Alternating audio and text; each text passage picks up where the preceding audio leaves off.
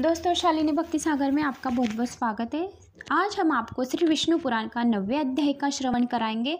तो दोस्तों, 9वां अध्याय बहुत ही बढ़िया है। इससे जो भी सुनेंगे तो जिनको लक्ष्मी जी के आप पर और आपके पूरे परिवार पर कृपा होगी, ताकि दुर्वासा का ही अध्याय आया है। ऋषि दुर्वासा के शाप से इंद्रदेव की पराजय कैसे हुई और देवता और दैत्य द्वारा समुद्र मंथन एवं लक्ष्मी जी की उत्पत्ति कैसे क्या हुई, इससे देवराज इंद्र के लक्ष्मी जी कैसे छोड़कर गई थी, ये आपको सारा ये अध्याय में आपको एंड तक सुनेंगे तो समझ में आएगा। ये अध्याय भी बहुत ही बढ़िया है। पूरा विष्णु पुराण ही इतना अच्छा है कि एक एक अध्याय इतने अर्थमस्त है। अगर आप पूरा ध्यान देकर सुनोगे तो आपको हर एक अर्थ का समझ आएगा कि ये अर्थ किसके लिए है। अगर आप ध्यान नहीं दोगे, क्या चल रहा है कुछ चल रहा है ऐसा करोगे, तो आपको विष्णु पुराण, इतना अच्छा विष्णु पुराण कि जिन्होंने बनाया है साक्षात भूलोक पे ये आया है अपने लिए, तो इसका अर्थ और पूरा समझ ले, यही अपने जीवन की परिभाषा है। पूरा जीवन अपना मोक्ष हो जाएगा, क्योंकि ये मानवीय जीवन बहुत संघर्ष और इसका, इसलिए मोक्ष ही इसका राज है कि जो भी विष्णु पुराण सुनेगा या पढ़ेगा उसकी मोक्ष प्राप्ति जरूर है। तो दोस्तों, ये दुर्वासा का अध्याय है, बहुत ही बढ़िया है। तो हम दुर्वासा का ये अध्याय 9वां है विष्णु पुराण का, तो सुनते हैं। चलिए आइए। श्री गणेशाय नमो नमः। ओम श्री महाकालेश्वराय नमः। ओम लक्ष्मी नारायण नमो नमः। अध्याय 9वां। श्री पराशर जी कहने लगे, हे मैत्री जी, लक्ष्मी जी के संदर्भ में लक्ष्मी जी का इतिहास मरीचि ऋषि ने सुना था, वो संपूर्ण वृत्तांत तुमसे बतलाता हूँ। ध्यानपूर्वक सुनो, क्योंकि ऐसा शुभ प्रसंग बार बार सुनने को नहीं मिलता है। ऐसा शुभ प्रसंग दुर्वासा का बार बार सुनने को नहीं मिलता है। ये अवसर एक ही बार प्राप्त होता है, तो अवसर नहीं प्राप्त होता। एक समय रुद्र अवतार भगवान शिव जी के अंश से दुर्वासा ऋषि पृथ्वी पर टहल रहे थे। उसी समय एक विद्याधारी सुंदरी के हाथ में एक दिव्य माला देखी। सनातक पुष्प के वह दिव्य माला श्रेष्ठ गंधक से महक रही थी। उस घड़ी दुर्वासा ने वह माला विद्याधरी से मांग ली। विद्याधरी ने ऋषि को प्रणाम करके वो माला दे दी। उसके तत्पश्चात ऋषि दुर्वासा ने वह माला अपने मस्तक पर डाल ली और स्वच्छंद रूप से पृथ्वी टहलने लगे। उसी समय अपने प्रिय ऐरावत पर चढ़कर देवराज इंद्र वहां आते दिखाई दिए। उन्हें देखकर ऋषि दुर्वासा ने सुबासित गंध से युक्त वह माला अपने मस्तक से उतारकर इंद्र के ऊपर फेंक दी। देवराज इंद्र ने वह माला ऐरावत हाथी के मस्तक पर डाल दी। वह मंदोमत ऐरावत हाथी पुष्प की माला सुगंधित आकर्षित होकर अपनी सूंड को ऊपर उठाकर माला को सूंड में लपेटकर पृथ्वी पर फेंक दी। यह दृश्य देखकर दुर्वासा जी अत्यंत क्रोधित हुए। क्रोध से उनके नेत्र लाल हो गए और कहने लगे, अरे अभिमानी इंद्र, ऐश्वर्य के मंद में अंधा होकर तूने मेरी दी हुई सुवासित पुष्पमाला का अपमान किया है। हे इंद्र, तूने मुझे प्रणाम भी नहीं किया और न ही बड़ी कृपा की। ऐसा संबोधन देखकर प्रसन्नता व्यक्त की। अरे मूर्ख, तूने मेरी दी हुई माला का अपमान किया है, इसलिए तेरा जो तीनों लोकों का ऐश्वर्य है वो नष्ट हो जाएगा। तू श्रीहीन हो जाएगा, तेरे पास लक्ष्मी नहीं रहेगी, श्रीहीन हो जाएगा। जिसके क्रोधित होने पर तीनों लोगों को चराचर प्राणी कांपते हैं, उसका तूने अपमान किया है। दुर्वासा जी के शाप युक्त वचनों को सुनकर देवराज इंद्र ऐरावत से उतरकर ऋषि से क्षमा याचना करने लगा। बहुत तरह से विनय करके उन्हें प्रसन्न करने का प्रयास करने लगा। तब दुर्वासा ऋषि बोले, हे इंद्र, मैं अन्य ऋषियों के एवं ब्राह्मणों के समान दयालु नहीं हूँ। मेरे हृदय में क्षमा नाम का शब्द स्थान नहीं है। गौतम एवं वशिष्ठ आदि ऋषियों में तुम्हारी स्तुति करके अकारण ही तुझे बढ़ावा दे दिया है। तुझसे तो गर्व के मद में चूर हो गया है। तेरे इस अनुनय विनय का ढोंग से मुझ पर कोई प्रभाव नहीं पड़ेगा। तू कितना भी कल्पना कर ले तो भी मैं नहीं करूँगा। तेरा ये श्राप तुझे अटल है, तू श्रीहीन रहेगा। श्री पराशर जी बोले, हे द्विज श्रेष्ठ मैत्री जी, क्रोधी मुनि दुर्वासा जी इस प्रकार कहकर विचरण करते हुए चले गए। इसके तत्पश्चात देवराज भी अपने ऐरावत हाथी पर सवार होकर इंद्रपुरी को गए। इसी घड़ी पर इंद्र की अमरावती लेकर संपूर्ण जगत के वृक्ष लताएं आदि कांतिहीन होने लगी। उसी समय यज्ञ अनुष्ठान बंद हो गए। तपस्वियों ने तप आदि, दानियों ने दान करना त्याग दिया। अर्थात उसी समय से सभी प्राणी लोभ के वशीभूत होकर सामर्थ्यहीन हो गए और तुच्छ वस्तुओं के लिए लालायित करने लगे। हे विप्रवर, सत्व की प्रसन्नता के जहाँ होती है वहाँ सदैव लक्ष्मी जी निवास करती है। जहाँ सत्व नहीं वहाँ लक्ष्मी जी नहीं रहती है। बिना सत्व के गुण नहीं और बिना गुण को पुरुषों में बल एवं शौर्य का अभाव रहता है और शौर्यहीन बलहीन व्यक्ति सदैव अपमानित होता है। अपमान से सम्मानित व्यक्ति की बुद्धि भ्रष्ट हो जाती है। इस तरह तीनों लोगों को सत्वहीन होने पर दैत्यों ने देवताओं पर चढ़ाई कर दी। देवताओं ने घनघोर युद्ध किया किंतु बलशाली दैत्यों को सम्मुख उनकी एक न चली और अत्यंत पराजित हुए। तब समस्त देवगण इंद्र सहित भागकर पितामह ब्रह्मा की शरण में गए और दैत्यों में युद्ध में परास्त होने का वृत्तांत बतलाया। तब ब्रह्मा जी बोले, हे देवगण, तुम सब दैत्यों का संहार करने वाले भगवान विष्णु जी की शरण में जाओ। वे समर्थ है, संसार की उत्पत्ति स्थिति और विनाश के कारक वही है। वे शरणागत वत्सल्य है, वे तुम्हारा अवश्य हित करेंगे। श्री पराशर जी बोले, स्वयं पितामह ब्रह्मा जी अन्य सभी देवताओं के साथ क्षीर सागर के तट पर गए और श्री विष्णु जी की स्तुति करके कहने लगे, संपूर्ण सृष्टि जिसमें निहित है, जो सर्वभूतेश्वर है और पर पुरुष से परे है, मुक्ति प्राप्त करने हेतु है और आदि प्राकृतिक गुणों से रहित वे आदि पुरुष परमात्मा हम पर प्रसन्न हो। जिस शुद्ध स्वरूप परमात्मा की शक्ति काष्ठा है और काल क्रम विषय नहीं है, वे चक्रधारी भगवान हम पर प्रसन्न हो। समस्त प्राणियों के आत्मा कमलापति आप हम पर प्रसन्न हो, जो सृष्टि के कार्य रूप है और कारणों को भी कारण है। हम उन पर परमात्मा श्री हरि विष्णु जी का प्रणाम करते, जो स्वयं भोक्ता है, स्रष्टा है, कर्ता है, कार्य स्वरूप है। उन अविनाशी प्रभु को प्रणाम करते हैं। बोध स्वरूप अजन्मा अक्षय अव्यय व्यक्त अविकारी, जो न स्थूल है और न सूक्ष्म है, जिनकी उपमा विशेषणों से नहीं की जा सकती। हम आपके निर्मल परम पद को प्रणाम करते, जिसके 10,000वें अंश से विश्व रचना की शक्ति स्थित है, जो ब्रह्म स्वरूप है। योगी जन अपने पुण्य का नाश हो जाने पर जिसकी स्तुति करते हैं और ओमकार द्वारा चिंतनीय जिस पद का साक्षात्कार करते हैं, जिसे देवगण ऋषि मुनि और रुद्र भगवान शिव जी नहीं जान सकते, वह आपका परम पद है। हे सर्वेश्वर, हे पालनहार, हे सर्वभूतात्मन, हे कृपानिधे, हे अच्युतानंद, हम पर कृपा करके दर्शन दीजिए। हे प्रभु, हे जगतधाम, जिसे ब्रह्मा जी नहीं जानते, आपके उस परम पद को मेरा प्रणाम है। देवता और ब्रह्मा जी द्वारा स्तुति किए जाने पर उपरांत बृहस्पति सहित सभी देवर्षि स्तवन करते हुए कहने लगे, यज्ञ पुरुष है, जगत की रचयिता है, अव्यय है, हम पर प्रसन्न हो।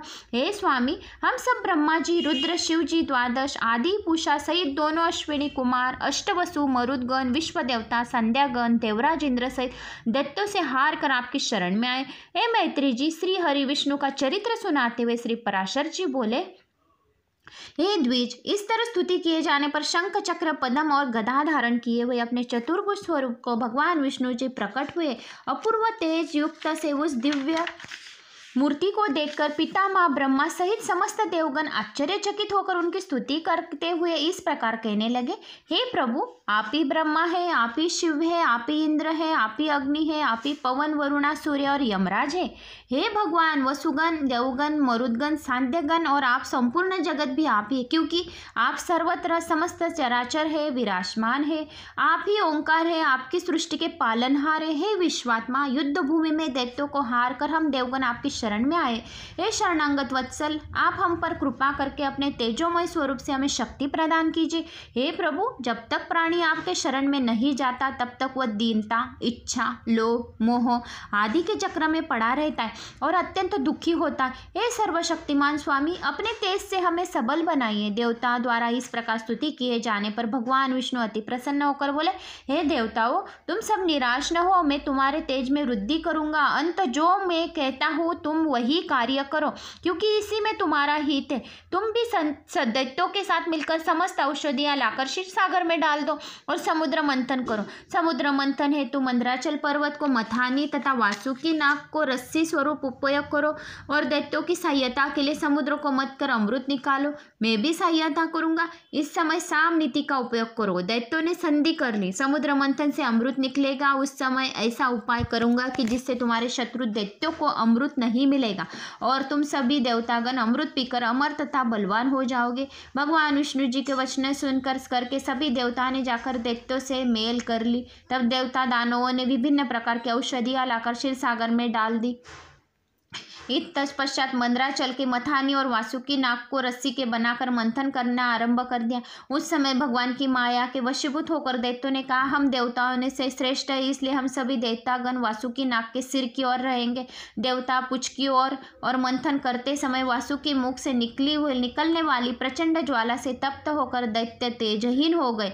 हे मुनि श्रेष्ठ, मैत्री जी मंदराचल पर्वत को आश्रय प्रदान करते हेतु भगवान विष्णु का कच्छप रूप धारण किया और इसलिए उनका एक अवतार कच्छप अवतार कहा जाता है। अपने ही तेज से उन्होंने वासुकी नाग तथा देवताओं को बल प्रदान किया। क्षीर सागर में मंथन से सर्वप्रथम यज्ञ स्वरूपा कामधेनु उत्पन्न हुई। उसे देखकर देवता और दानव अति प्रसन्न हुए। उसके तत्पश्चात मद से झूमते हुए नेत्रों वाली वारुणी प्रकट हुई। देवता और दैत्य समुद्र मंथन कार्य करते रहे। तब क्षीर सागर से समस्त लोगों की अपनी सुगंध से आनंद प्रदान करने वाले पारिजातक की उत्पत्ति हुई। उसके बाद अप्सराओं आदि की उत्पत्ति हुई, जो उदारता आदि गुणों से युक्त है। द्विज, तुम समुद्र मंथन से चंद्रमा की उत्पत्ति हुई, जिस महादेव शंकर ने ग्रहण किया। इसके अलावा औषध और अन्य तत्वों की उत्पत्ति हुई। तब समुद्र मंथन करते समय अकस्मात हलाहल विष निकला, जिसमें प्रभाव से तीनों लोक के प्राणी सनप्त होने लगे। देवता और दैत्यों ने भगवान शिव की स्तुति की। भगवान शिव प्रकट हुए और उस समय महाभयंकर प्रभाव वाले विष का पान पीकर जिसका उनका कंठ नीला पड़ गया, तब से उन्हें नीलकंठ भी कहते। तत्पश्चात हाथ में पुष्पमाला से सुशोभित कमल पुष्पासन पर विराजमान श्री लक्ष्मी जी प्रकट हुई। उन्हें श्री भगवान विष्णु ने ग्रहण किया। उस समय श्री लक्ष्मी जी के दर्शन करते देवता और महर्षिगण अति प्रसन्न हुए। अप्सराएं नृत्य करने लगी, ऋषि मुनि सूक्त द्वारा स्तुति करने लगे। पुनः देवता और दैत्यों ने क्षीर सागर को मंथना आरंभ किया। उसके पश्चात श्वेत वस्त्रधारी भगवान धन्वंतरी जी हाथ में अमृत कलश लिए प्रकट हुए। उन्हें देखकर देवता एवं दैत्य आदि प्रसन्न हुए। दैत्यगण बलि थे और धन्वंतरी के हाथ से अमृत कलश छीन लिए और तब अमृत पीने हुए तो दैत्यों में परस्पर संघर्ष होने लगा। अमृत न पा न सकने के कारण देवता अत्यंत निराश हुए। अंतर्यामी भगवान विष्णु देवताओं की हृदय की गति जानकर मोहिनी नामक अत्यंत रूपवती स्त्री का वेश धारण कर प्रकट हुए। उनके रूप सौंदर्य को देखकर दैत्यगण चकित रह गए। ऐसा रूप लावण्य उन्होंने कभी देखा ही नहीं था। मोहिनी अपनी माया से दैत्यों को विमोहित कर सारा अमृत देवताओं को पिला दिया। तब दैत्यों ने यह ज्ञात हुआ कि हमारे साथ छल हुआ है। तब के अत्यंत क्रोधित होकर हाथ में खड़ग, तलवार, गदा आदि लेकर देवताओं पर टूट पड़े, किंतु बलहीन देवता अमृत पान करके शक्ति प्राप्त कर चुके थे। युद्ध भूमि से समुची दैत्य सेना परास्त हुई। जो बचे वे अपनी प्राण रक्षा हेतु इधर उधर भाग गए। देवता विजयी हुए। तत्पश्चात चक्रधारी भगवान विष्णु को प्रणाम करके प्रसन्न चित्त होकर स्वर्ग लोक गए और सुखपूर्वक वहां का शासन करने लगे। हे मुनि श्रेष्ठ, उस समय से तेज युक्त भगवान सूर्य देव अपने मार्ग पर चलने लगे और तारागण भी अपनी पूर्व स्थिति के अनुसार अपने हाथ पर अपने पथ पर चलने लगे। तीनों लोकों में पुनः संपन्नता व्याप्त हो गई और देवराज इंद्र राज्य प्राप्त कर सुखी एवं ऐश्वर्य से संपन्न होकर देवी लक्ष्मी की इस प्रकार स्तुति करने लगे। अर्थात कमल ही जिसका निवास स्थल है, कमल ही जिनके हाथों में शोभामयान है, कमल दल के समान जिनके नेत्र है, भगवान विष्णु के वक्षस्थल विराजमान रहने वाली कमल मुखी कमलनाथ प्रिया श्री लक्ष्मी जी में वंदना करती हूँ। हे देवी, तुम भी सिद्धि, स्वदा, स्वाहा, संध्या, रात्रि, प्रभा, मेधा, यम, श्रद्धा और वीणा वादिनी सरस्वती भी तुम ही हो। तुम्हारे अतिरिक्त संपूर्ण सृष्टि में कोई ऐसी नारी नहीं है जो परम पद भगवान विष्णु का प्रिय और योगी जनों द्वारा वंदनीय है। हे माते, तुम्हारे त्याग करने से संपूर्ण त्रिलोकी नष्ट प्राय हो गए थे। तुम्ही ने पुनर्जीवन प्रदान किया। हे जगत जननी, स्त्री पुरुष, धन संपत्ति, सुख, वैभव सब तुम्हारी कृपा से प्राप्त होता है। हे देवी, तुमसे और भगवान विष्णु से संपूर्ण सृष्टि है। तुम जिसका त्याग कर देती वो शील गुण आदिहीन हो जाता है और तुम्हारी कृपा दृष्टि जिस पर प्राप्त हो जाती वह ऐश्वर्य से परिपूर्ण हो जाता है। श्री पराशर जी ने कहा, हे मैत्री जी, इंद्र द्वारा इस प्रकार स्तुति किए जाने पर माता लक्ष्मी जी ने समस्त देवताओं की उपस्थिति में देवराज से कहा, हे देवेश, हे मेरे तेरे स्तोत्र में से मैं अत्यंत प्रसन्न हूँ। अब मनवंचित वर मांगो। तब देवराज इंद्र बोले, हे देवी, यदि तुम मुझ पर प्रसन्न हो तो कृपा करके यह वर प्रदान करो कि तुम कभी त्रिलोकी का त्याग नहीं करोगे और मेरे इस कहे गए हुए स्तोत्र द्वारा जो मनुष्य तुम्हारी स्थिति करे उसे सुख ऐश्वर्य प्रदान करो। एवं अस्तु, ऐसा ही हो। कहने के पश्चात लक्ष्मी जी देवराज इंद्र को संबोधित करके बोली, जो मनुष्य प्रांत एवं सायं काल में तुम्हारे मुख से कहे गए स्तोत्र द्वारा मेरा स्तवन करेगा उस पर मैं सदा कृपाली रहूंगी। हे मैत्री जी, सर्वप्रथम लक्ष्मी जी महर्षि भृगु की श्री ख्याति के गर्भ से उत्पन्न हुई, समुद्र मंथन के समय क्षीर सागर से उत्पन्न हुई। इस तरह जब जब जगदीश्वर विष्णु जी के तात्पर्य है अवतार लेते हैं, तब तब लक्ष्मी जी उनके साथ पृथ्वी पर आती। भगवान विष्णु के आदित्य अवतार के समय कमल में प्रकट हुई, राम अवतार के समय सीता के रूप में प्रकट हुई और कृष्ण अवतार के समय रुक्मणी के रूप में प्रकट हुई और लक्ष्मी जी सदैव विष्णु के संग विराजमान होती है। तो दोस्तों, ये रही 9वें अध्याय का मैंने श्री विष्णु पुराण का आपको श्रवण कराया है। तो कितना बढ़िया अध्याय था ये दोस्तों माँ लक्ष्मी जी का। तो आपने तो सुना ही होगा और एक दूसरे को भी शेयर करो ताकि वो भी सुन सके। देवराज इंद्र के शाप से, या दुर्वासा ऋषि ने जो शाप इंद्र देवता को दिया था तो उनसे वो पराजय हो चुके थे। तो माता लक्ष्मी जी की उन्होंने कितनी स्तुति की, तब जाके माता लक्ष्मी जी उन पर प्रसन्न हुई।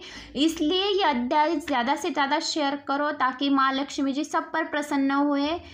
तो मेरा ये अध्याय आपको कैसा लगा कमेंट्स करके हमें ज़रूर बताइएगा और मेरा आत्म मनोबल बढ़ाइएगा। तो बोलो मेरे साथ, ओम नमो भगवते वासुदेवाय नमः।